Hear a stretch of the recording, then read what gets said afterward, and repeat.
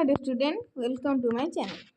आज आम 7th class जो कला मानिकर अच्छी से विषय आसी डिस्कसन करवा।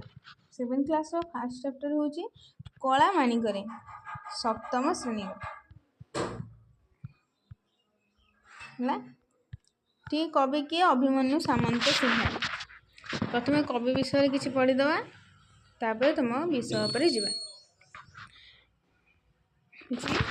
प्राचीन राति जुग कवि अभिमन्यु सामंत सिंहार जाजपुर जिला बालियार सामंत परिवार में 1760 मसीह जन्मग्रहण करते।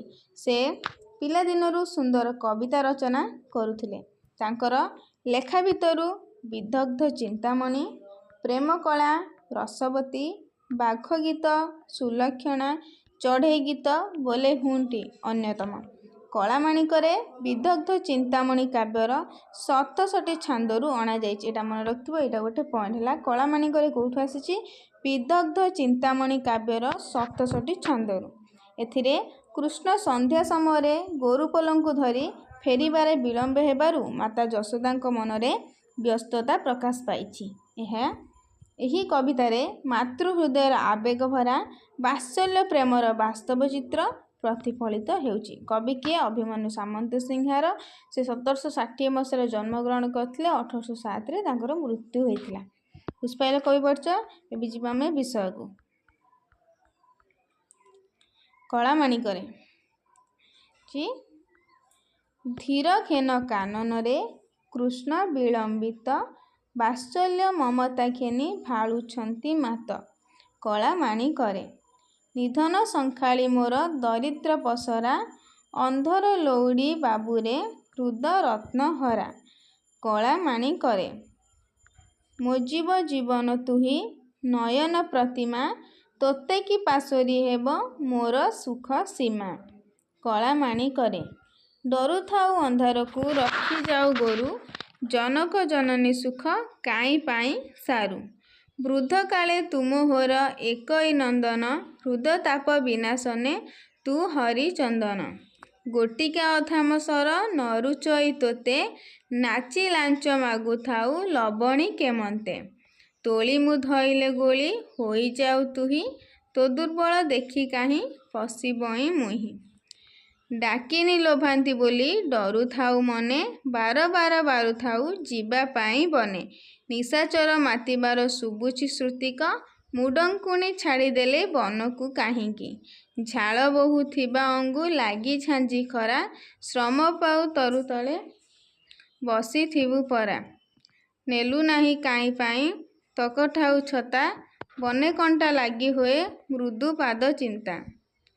कान डेरी थाऊ एका तो बेणु गीतकु आज किंपा शुभु नाही भाबुछि मनकु। जीवा देखिबा कौन देछि ता ओडिया माने। धीर खेन कानन रे कृष्ण विलंबित वात्सल्य ममता खेनी भाळुछंती मात। धीर खेन कानन रे, कानन माने कौन? जंगल। धीर खेन कानन रे कृष्ण विलंबित। कृष्ण कौन करछंती? तांको गाई चरिया पई जाइछंती। तांकर विलंब हेइथारु वात्सल्य ममता खेनी भाळुछंती मात। माने माता यशोदा कौन करछंती? कृष्णଙ୍କ कथा को भाबी हेउछंती। निधन संखाली मोर दरिद्र पसरा अंधर लौड़ी बाबुरे हृद रत्न हरा। निधन संखाली श्रीकृष्ण को संबोधन करछंती। निधन संखाली मोर दरिद्र पसरा, तू कौन? मो निधनर संखाली आउ दरिद्र मानकर पसरा। अंधर लौड़ी बाबुरे हृद रत्न हरा। मोजीव जीवन तुही नयन प्रतिमा तोते कि पासरी हेब मोर सुख सीमा। यशोदा कहउचंती तुम जीवन तुम नयन तोते कि पासरी हेब मोर सुख सीमा। माने तते को न तू नहेले मोर सुखर कौनसी सीमा नाही।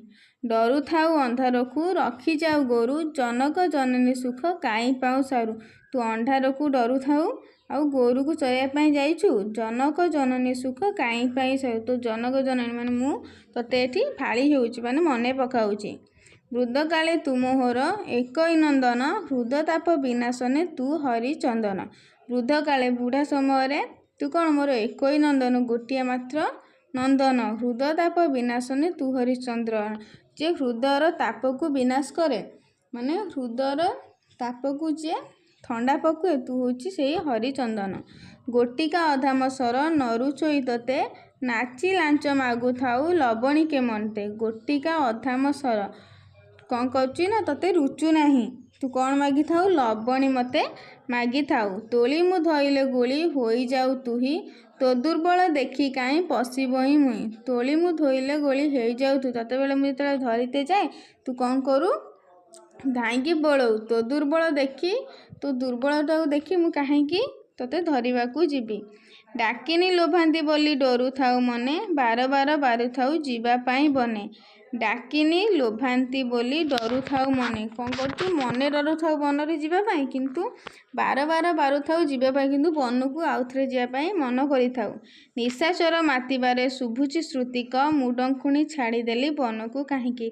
राति कौन कर बढ़िबारे लगी मु कहीं तोते बन को छाड़ीदेली झाड़ बहुथिबा अंगु लागी झांझी खरा श्रम पाई तरु तले बसीथिबु पड़ा झाड़ बहुथिबा अंगु लागी झांझी खरा खरा बेलरे खरा दिन में कौन होतुबो खरा तो देहरे बाजिकी झाड़ बहुथुबा आउ श्रम थकी जाइकी तू को तरे तले बसी पड़ी थिबु नेलु नाई काई पाई तो कठाऊ छता बने कंटा लागी होए मृदु पाद चिंता तू काईकी तो कठ आउ छता तो सांगरे नेलु नाऊ काले तो पादरे कंटा लगी कान डेरी थाऊ एका तो बेणु गीत को आज किंपा शुभु नहीं भावुची मन को तो बेणुस्वन सब मो कान आसी बाजी थाए किंतु आज कहीं तो बेणुस्वन मते शुभु नहीं मोर विषयटी सरीगला एबे जिबा क्वेश्चन आंसर कला जी निधन संकाली मोर दरिद्र पसारा क्या कह जाइए ऑप्शन देछि भक्तों को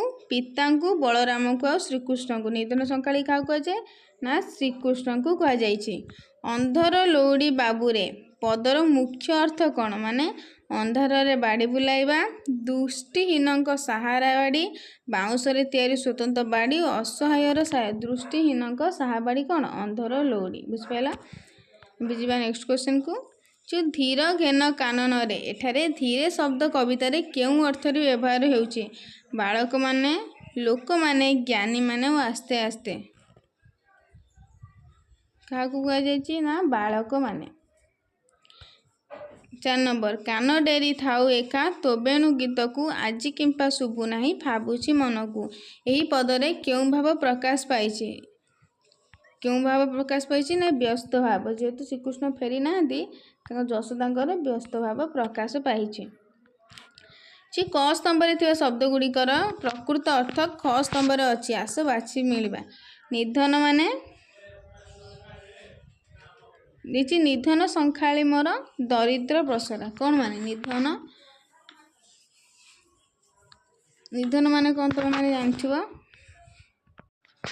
बुझिपाल निधन माने कौन ना गरीब ये गार टाणव देती कस्तंभ खस्तंभ निधन माने कौन गरीब आउ नंदन माने पुत्र अधम माने आहार मृदु माने कोमल बारुथाई माने मना करिबा बारुथाई माने कौन मना करिबा हला बुझिपाल बुझिबा नेक्स्ट को ये कवितारू किछि पद पद्यांश निम्न रे दिया जाइछि एहाकू पढ़ी बुझी दल रे आलोचना करी सरल भाषा लेख सरल भाषा मु तुमको पछरे कहीदेवी है एबे जीवा ए दुटा को छाड़ी देबो तापरे देखिबा कविताटी को आउ थे पढ़ उत्तरटी खोजी लेख माता यशोदा श्रीकृष्ण को कौन कौन संबोधन करछन कौन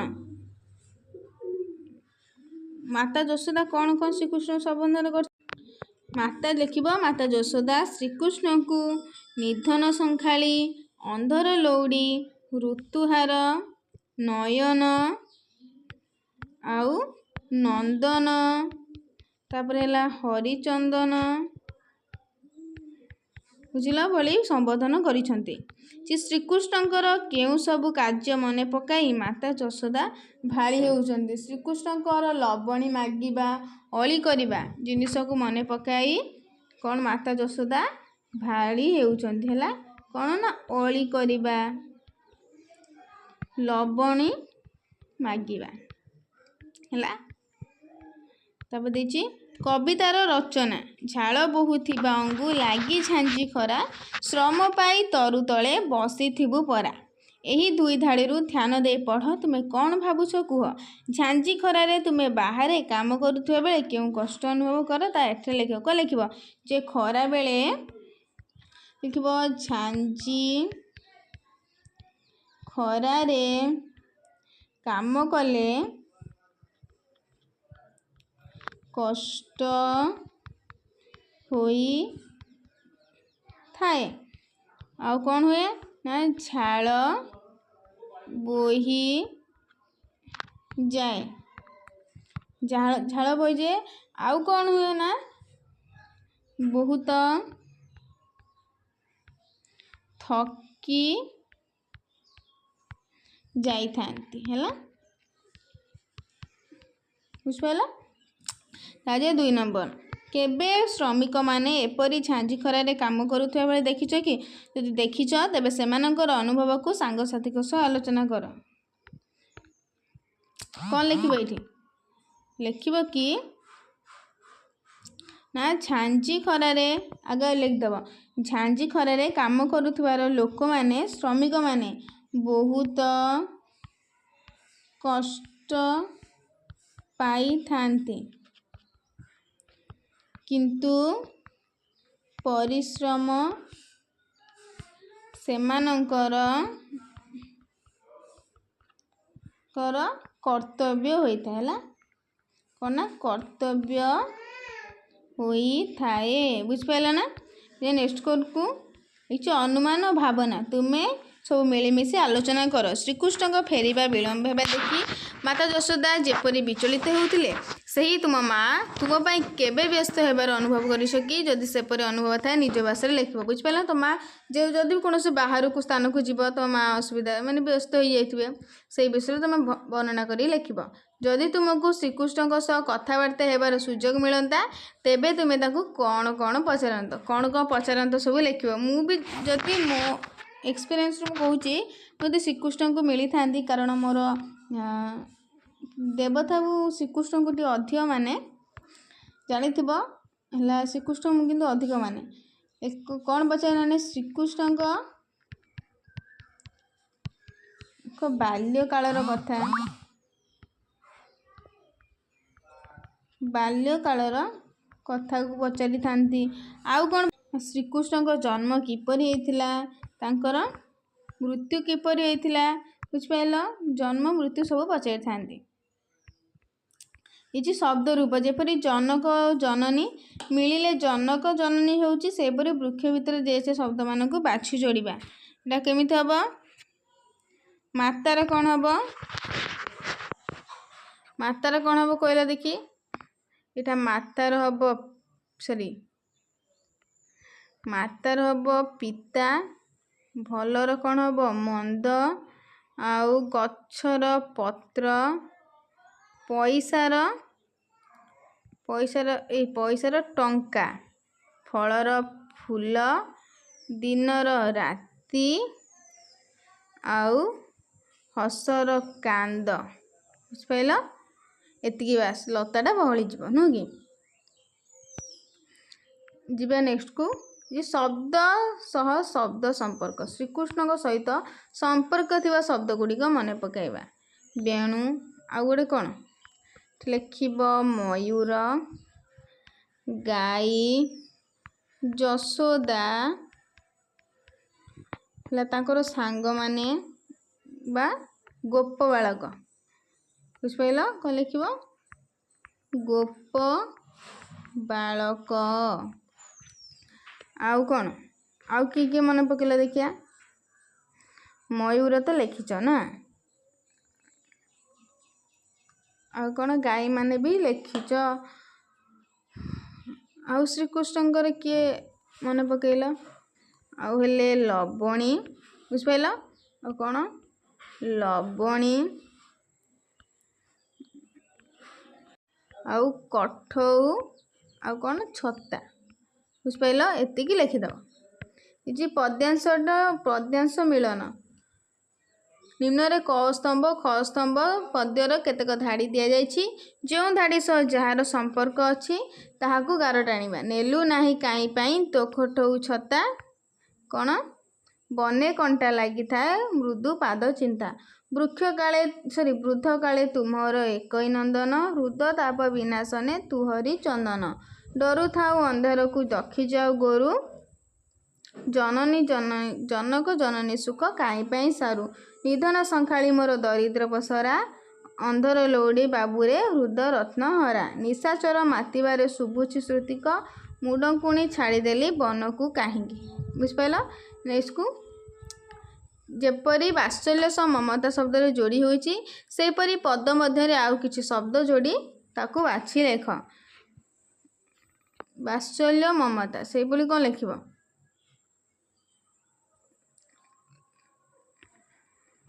कौन हृद रत्नहरा निधन संखाली बुझिपाल ये लिखिब।